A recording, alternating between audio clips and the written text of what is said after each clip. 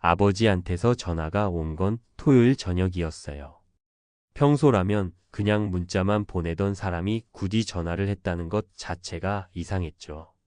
전화를 받자마자 목소리가 평소랑 달랐어요. 뭔가 억눌러 놓은 걸 터뜨리려는 사람 같달까. 너 집에 언제 올 거냐? 다짜고짜 묻더군요. 오랜만에 안부 한마디 없이. 저도 모르게 발끈했어요. 갑자기 왜요? 바빠요. 요즘 회사 일도 있고. 그러자 아버지가 말했죠. 내 동생이 사고를 쳤다. 순간 가슴이 철렁 내려앉았습니다. 그런데 사고라는 말이 너무 애매했어요.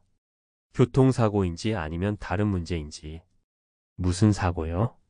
와서 들어. 그 한마디로 전화를 끊어버렸습니다. 이상했죠. 동생이 무슨 일을 했길래 차라리 전화로 설명도 못하는 걸까? 차에 올라타 집으로 가면서 수십 가지 추측이 머릿속을 오갔어요. 빚을 졌나? 회사에서 잘렸나? 아니면 더 심각한 거? 집에 도착했을 때 현관문 앞에서 이미 기류가 이상했어요. 불빛은 다 켜져 있는데 문틈으로 보이는 거실은 정적이 감돌았거든요. 들어서자마자 어머니는 눈이 벌겋게 부어 있었고 아버지는 식탁에 팔짱 낀 채 앉아 있었어요. 그리고 제 동생은 고개를 푹 숙인 채 아무 말도 하지 않았죠. 왔냐? 아버지가 중얼거리듯 말했습니다. 저는 서둘러 물었죠. 무슨 일이에요? 그때 어머니가 말했습니다.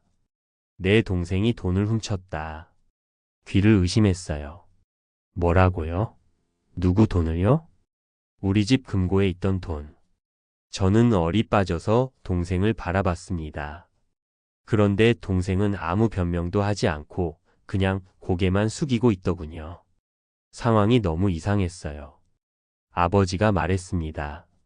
내 동생이 어제 금고를 열고 거기 있던 현금 100만 원을 빼냈다.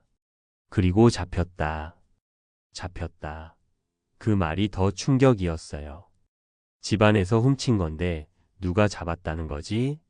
알고 보니 아버지가 집에 CCTV를 달아놨던 겁니다. 그 순간 집안의 공기는 얼어붙었어요. 저는 그동안 몰랐는데 아버지가 몰래 거실에 작은 카메라를 설치해 둔 거예요. 어머니도 오늘에서야 알게 됐다더군요. 저는 머리가 혼란스러웠어요.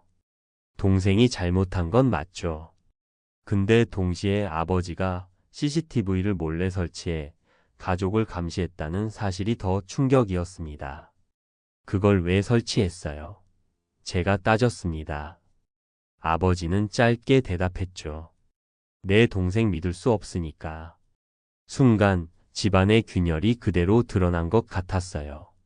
어머니는 울먹이면서 말했죠. 아버지가 맨날 내 동생 의심했어. 방에서 뭐 하는지, 어디 다니는지 그러더니 결국 이 꼴이야. 동생은 여전히 말이 없었고 저는 점점 답답해져서 소리쳤습니다. 야, 너 진짜 훔친 거 맞아? 말 좀 해봐. 그제서야 동생이 고개를 들더군요. 그런데 얼굴이 겁과 분노가 뒤섞여 있었습니다. 맞아. 훔쳤어. 왜? 그냥 필요했어. 뭐에 필요했는데? 말 안 해. 분위기는 최악으로 치달았어요. 아버지는 계속 화를 억누르며 앉아 있었고 어머니는 동생을 감싸려다 또 울고 저는 속이 터졌죠. 근데 이상했어요. 100만 원이 필요한 이유를 동생이 절대 말 안 하는 게 보통은 뭐에 썼다든가 급한 일이었다든가 변명이라도 할 텐데 딱 잘라서 말 안 해라고 하는 게 오히려 더 수상했어요. 그날 밤 늦게까지 집안은 전쟁터 같았고 결국 저는 방에 들어와 문을 걸어 잠갔습니다. 그런데 새벽쯤 이상한 소리를 들었어요. 복도에서 동생 방에서 뭔가 꺼내는 소리. 저는 몰래 문을 열고 기웃거렸습니다. 동생이 가방을 싸고 있었어요. 조용히 들킬까 봐 눈치 보면서. 야, 뭐해? 제가 낮게 물었죠. 동생이 놀라서 돌아봤습니다. 얼굴이 창백했어요. 나 그냥 나갈 거야. 어디로? 알 필요 없어. 그 순간 확신했어요. 뭔가 단순히 돈을 훔친 문제가 아니구나. 동생은 집을 떠나려고, 아니, 뭔가 숨기고 있는 게 분명했어요. 알 필요 없다니 그게 무슨 소리야? 제가 소리치자 동생은 순간 움찔했지만 곧 이를 악물고 말했습니다. 형, 그냥 모른 척해. 진짜 이게 다 나 때문에 더 엉망되는 거야. 나 가야 돼. 그 태도는 더 불안했어요. 단순히 돈 문제라면 집에서 해결하면 되는데 도망치듯 떠나려는 건 다른 이유가 있다는 뜻이었죠. 저는 본능적으로 가방을 붙잡았습니다. 너 지금 뭐 숨기는 거지? 도대체 왜 돈을 훔쳤어? 안 말해.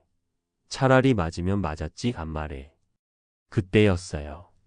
문득 아버지 방 쪽에서 인기척이 났습니다. 우리가 싸우는 소리를 들은 모양이었죠. 아버지가 방문을 열고 나와 말했습니다.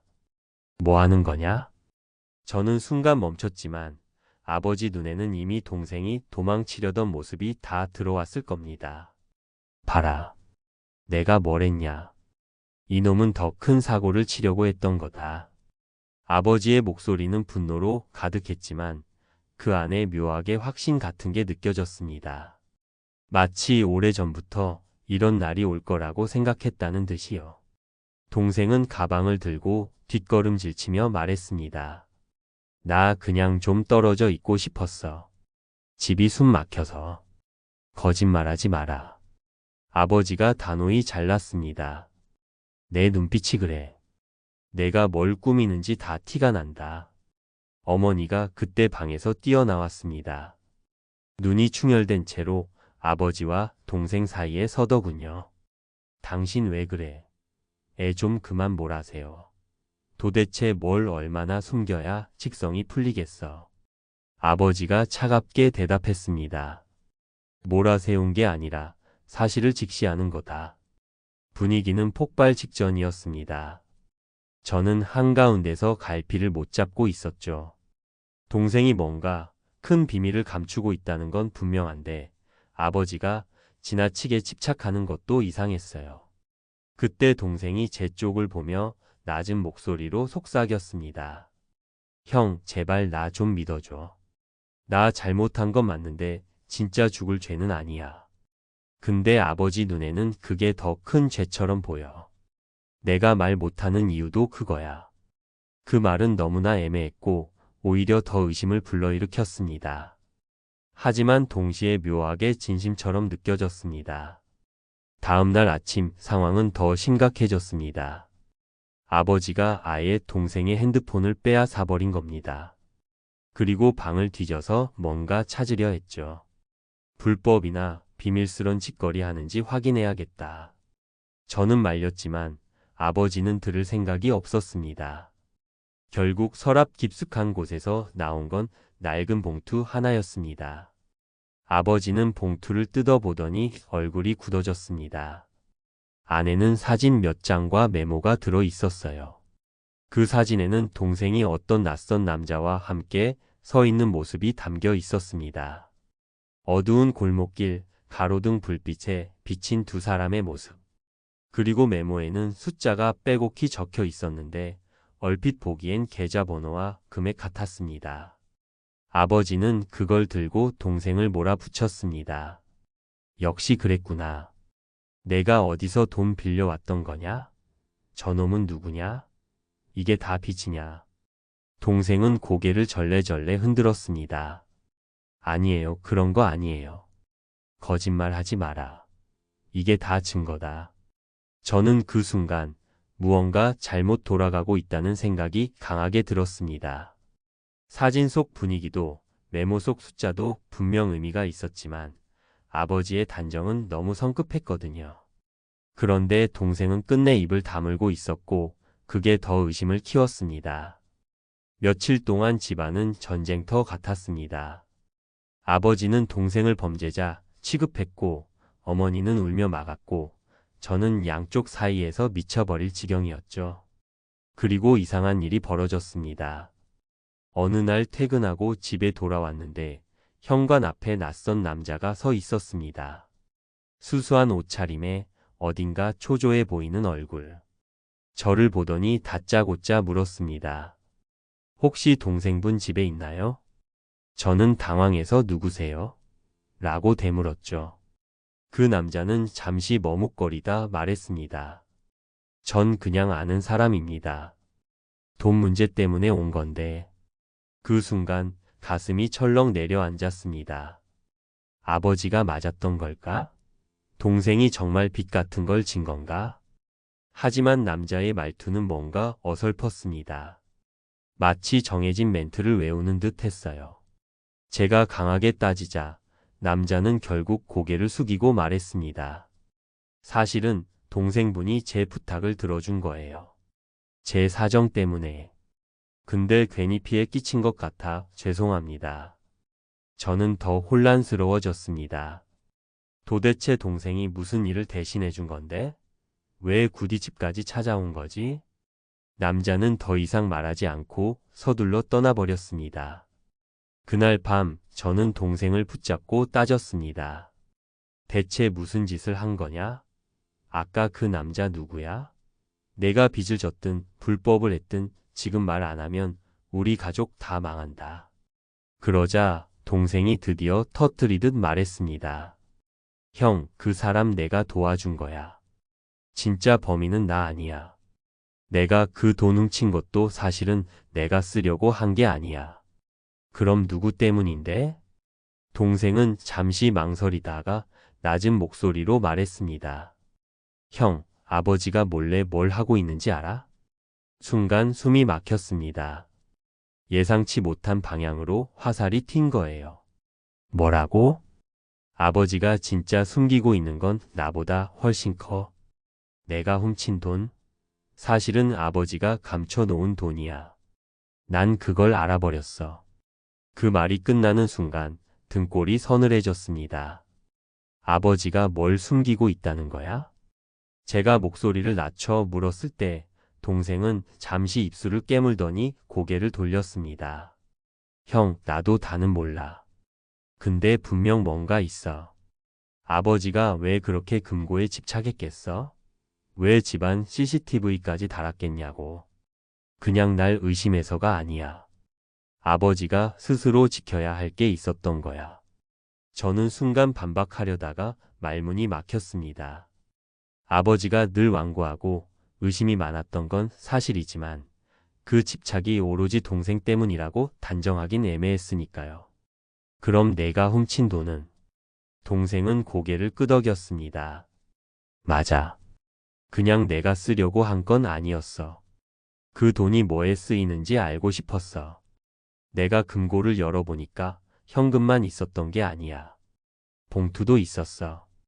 거기에 이상한 영수증들이 들어 있었거든. 저는 더 깊게 파고들었습니다. 무슨 영수증? 회사 거래 영수증 같은데 날짜랑 금액이 이상했어.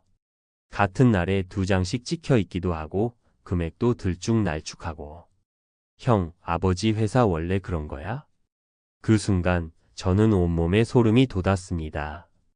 아버지가 운영하는 작은 건설업체, 늘 힘들다, 힘들다 말하면서도 집에 돈이 떨어진 적은 거의 없었죠. 설마. 그래. 나도 확실히는 몰라. 근데 아버지가 불법으로 돈 빼돌리는 거 아닐까 싶어. 그게 무서워서 난 그냥 확인하려 했던 거야. 말을 듣는 순간 머리가 어지러웠습니다. 동생의 말이 사실이라면 지금까지 우리가 믿어온 아버지의 모습은 전부 가짜일 수도 있다는 거잖아요. 그날 저녁 저는 아버지를 똑바로 쳐다보며 물었습니다. 아버지, 금고에 있는 돈 그거 어디서 나온 겁니까?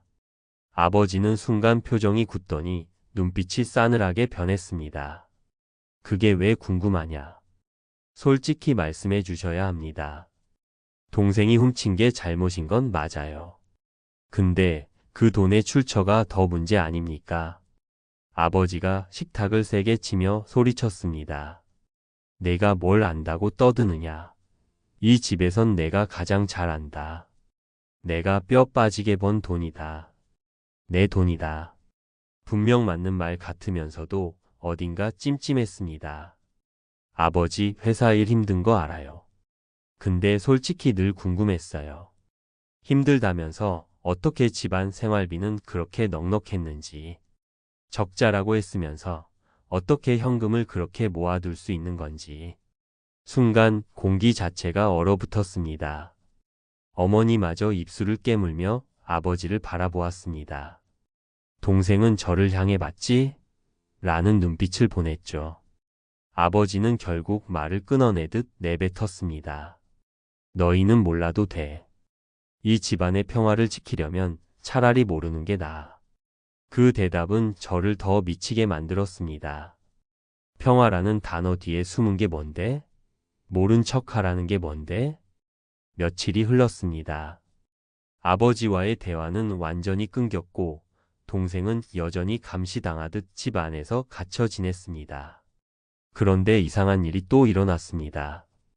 퇴근길에 집 앞에서 낯선 차가 서 있는 걸 봤습니다. 검은색 승용차, 창문 너머로 담배 연기가 피어오르는 게 보였죠. 안에는 두 남자가 있었는데 제가 눈을 마주치자 곧바로 고개를 돌리더군요. 순간적으로 심장이 뛰었습니다. 그냥 우연일까? 아니면 아버지와 관련된 뭔가일까? 집에 들어와서 그 얘기를 꺼내자 아버지는 노골적으로 화를 냈습니다. 쓸데없는 소리 하지 마라. 괜히 남 의심하지 말고 내일이나 해라. 근데 왜 집 앞에 낯선 차가 몇 시간이나 서 있겠어요? 아버지랑 관련 있는 거 아닙니까? 아버지는 대답하지 않았습니다. 단지 술잔을 탁 내려놓고 방으로 들어가 버렸습니다. 그날 밤 동생이 몰래 제 방에 와서 속삭였습니다. 형, 그 차 나도 봤어. 나한테 오는 사람들이야. 너한테? 맞아. 내가 아버지 금고에서 찾은 영수증 사진을 찍어서 혹시 경찰에 넘길까 고민했거든. 근데 그게 누군가한테 새어나간 것 같아. 그 사람들이 날 감시하는 거야. 순간 머리가 멍해졌습니다. 동생이 아버지를 지키려는 게 아니라 아버지의 비밀을 폭로하려 했던 건가? 그렇다면 그 돈은 단순한 가정 내 갈등 문제가 아니라 훨씬 더 위험한 문제라는 뜻이었죠. 며칠 뒤 결국 사건은 폭발했습니다. 저녁 식사 자리에서 아버지와 동생이 정면으로 부딪힌 겁니다. 아버지 이제 그만해요. 저 CCTV도 다 치우세요. 금고도 치우고요. 그 돈 그거 깨끗한 돈 아니잖아요. 뭐라고? 제가 다 봤어요. 영수증이랑 그 사람들도 다 아버지랑 관련된 거잖아요. 이대로 가면 우리 가족 다 망해요. 순간 아버지가 자리에서 벌떡 일어났습니다. 얼굴은 분노로 달아올랐지만 그 눈빛은 오히려 두려움 같았습니다. 닥쳐라. 내가 뭘 안다고. 내가 무슨 짓을 했는지 감히 입에 담지 마라. 식탁 위에 그릇들이 덜컥거릴 정도로 소리가 울려 퍼졌습니다. 어머니는 비명을 지르며 막았지만 아버지의 떨리는 주먹은 이미 모든 걸 말해주고 있었습니다. 저는 그때 깨달았습니다. 동생이 말한 게 진짜일지도 모른다는 걸. 아버지는 뭔가 거대한 비밀을 숨기고 있고 그게 드러나는 순간 가족이 무너질 거라는 걸. 그날 밤 저는 잠을 잘 수 없었습니다. 그리고 몰래 아버지 방 앞에 서 있었습니다. 안에서 아버지가 전화를 하고 있었거든요. 예, 알겠습니다. 더는 못 맡겠습니다. 너무 위험해요. 이번 건이 들키면 저도 끝입니다. 네네, 알겠습니다. 정리하는 대로 다시 연락드리겠습니다. 저는 온몸이 얼어붙었습니다. 아버지의 목소리는 절망에 가까웠습니다. 그리고 그 순간 제가 느꼈던 모든 의심이 사실로 굳어졌습니다. 아버지는 단순히 집안의 가장이 아니라 우리에게 보여주지 않았던 다른 삶을 살고 있었던 겁니다. 그날 이후로 아버지는 더 불안정해졌습니다. 식사 시간에도 거의 말이 없었고 술을 입에 대는 횟수가 눈에 띄게 늘었습니다. 어머니는 그 모습을 보며 애써 모른 척했지만 식탁 위 공기는 숨 막히도록 무거웠습니다. 저와 동생은 눈빛만 주고받았습니다. 들었지? 봤지? 아버지가 무언가 위험한 일에 휘말려 있다는 걸 우리 둘은 이제 확실히 알고 있었죠. 어느 날 밤 아버지가 외출을 하려 하자 저는 몰래 뒤를 밟았습니다. 차를 몰고 시내 외곽으로 나간 아버지는 허름한 창고 앞에 차를 세웠습니다. 창고 안에는 낯선 사람들이 있었고 그들과 아버지가 서류 봉투를 주고받는 걸 멀리서 볼 수 있었습니다. 한참 뒤 아버지가 차로 돌아오는 순간 그 표정은 마치 늪에 발이 빠진 사람 같았습니다. 빠져나오고 싶지만 이미 늦어버린 그 눈빛. 저는 그 순간 다시는 예전처럼 아버지를 존경할 수 없다는 걸 깨달았습니다. 며칠 뒤 사건은 본격적으로 폭발했습니다. 집으로 낯선 사람들이 들이닥친 겁니다. 정장을 입었지만 눈빛은 매서운 두 명의 남자. 현관을 열자마자 낮고 단호한 목소리가 들렸습니다. 여기 주인장 계십니까? 어머니가 놀라며 물었습니다. 누구신데요? 저희는 거래처 사람들입니다. 사장님께 볼 일이 있어서 왔습니다. 순간 아버지가 방에서 나왔습니다. 얼굴은 이미 창백했고 두 손이 떨리고 있었습니다. 여기까지 오지 말랬잖아. 사장님, 저희도 사정이 있습니다. 정리하신다더니 아직 아무것도 안 됐지 않습니까? 저희 입장도 이해해 주셔야죠. 분위기는 살벌했습니다. 동생과 저는 거실 구석에서 숨을 죽였고 어머니는 불안하게 손을 모았습니다. 그 짧은 대화 속에서 우리는 알 수 있었습니다. 아버지가 단순히 불법 자금을 숨긴 게 아니라 누군가와 얽힌 위험한 거래를 하고 있었다는 사실을. 남자들이 돌아간 후 거실은 폭풍이 지난 폐허 같았습니다. 아버지는 술잔을 연거푸 들이키며 중얼거렸습니다. 다 날아가겠구나. 이제 끝이야. 저는 더 이상 참을 수 없었습니다. 아버지, 이제라도 솔직히 말씀하세요. 우리 가족한테 진실을 말해야죠. 그래야 같이 방법을 찾을 수 있잖아요. 그러자 아버지가 웃음을 터뜨렸습니다. 그런데 그 웃음은 희망도 없고 그냥 체념과 조롱만 섞인 웃음이었습니다. 같이? 너희가 뭘 어떻게 할 수 있는데. 이미 늦었어. 내가 잘못한 건 맞다. 하지만 내가 이걸 시작한 이후 너희는 이해 못할 거다. 어머니가 울먹이며 물었습니다. 그럼 도대체 왜 이런 짓을 하신 거예요? 우리 가족 다 망치려고요? 아버지는 잠시 침묵하다가 낮게 말했습니다. 처음엔 너희를 지키려고 한 거였다. 그 한마디에 모두 멈췄습니다. 지키려고? 무너뜨린 게 아니라? 아버지는 술잔을 내려놓고 거칠게 이마를 짚었습니다. 회사가 망하기 직전이었어. 은행은 대출을 안 해주고 거래처들은 다 등을 돌리고 그때 어떤 놈들이 찾아왔지. 돈을 빌려주겠다고. 대신 장부를 좀 만져달라고. 저는 숨이 턱 막혔습니다. 장부 조작. 그래. 불법 거래에 내 이름을 빌려준 거다. 그 돈으로 회사를 버텼지. 너희는 몰랐겠지만 그때 집이 그대로 무너질 수도 있었어. 나는 그걸 막으려고 했던 거야. 동생이 이를 악물고 말했습니다. 근데 아버지, 그게 결국 더 큰 덫이 된 거잖아요. 이제 우리 가족 다 위험해졌잖아요. 아버지는 고개를 숙인 채 대답하지 않았습니다. 그날 밤 어머니는 침대에서 흐느끼며 말했습니다. 이 사람은 평생 우리 지키려 했다고 말하지만 결국은 자기 고집 때문에 다 망치는 거야. 저는 옆에서 멍하니 천장을 보았습니다. 아버지가 처음부터 나쁜 의도로 시작한 건 아니었다는 걸 알았지만 결과적으로는 우리를 파국으로 몰고 간 거니까요. 동생은 제 옆에 앉아 중얼거렸습니다.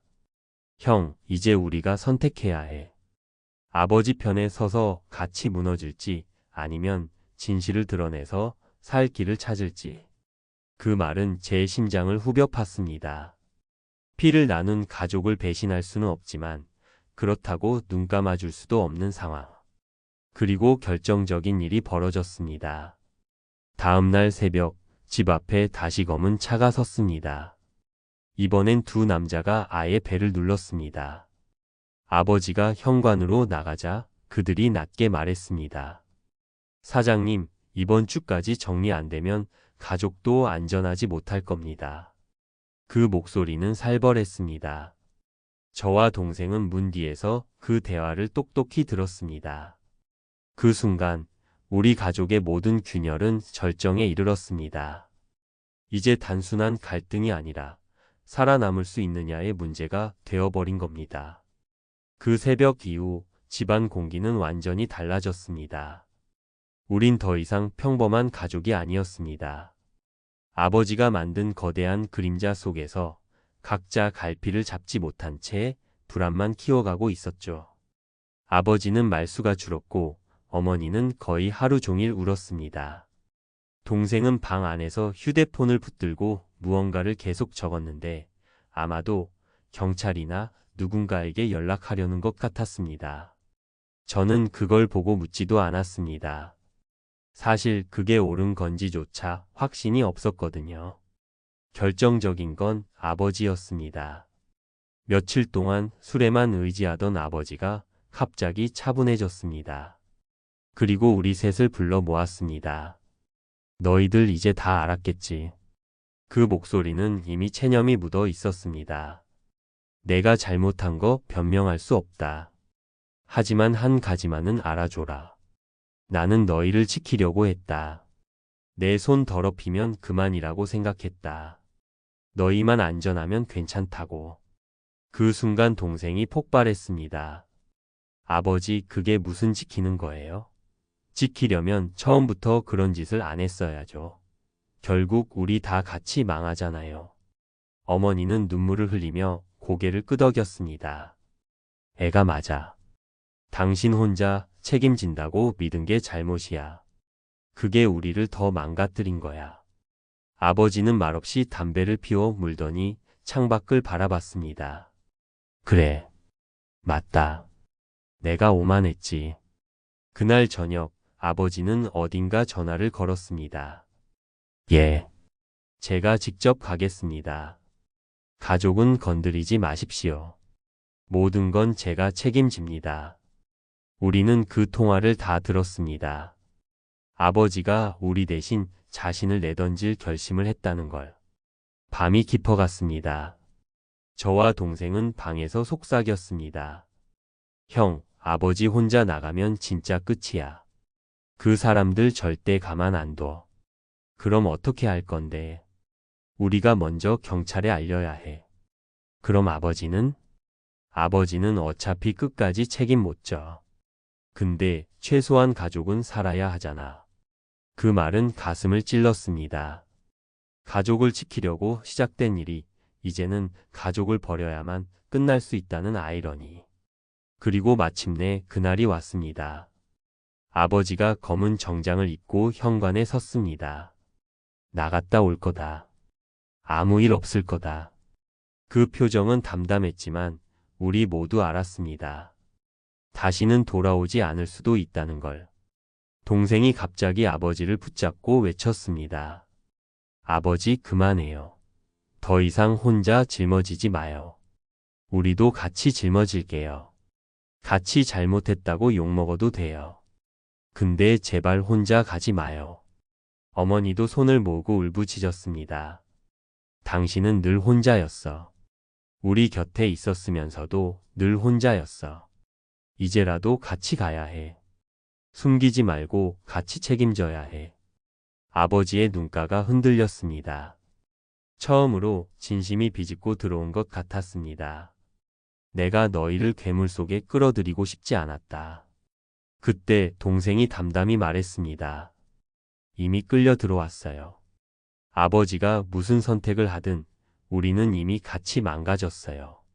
그러니까 이제는 진실을 드러내는 게 맞아요.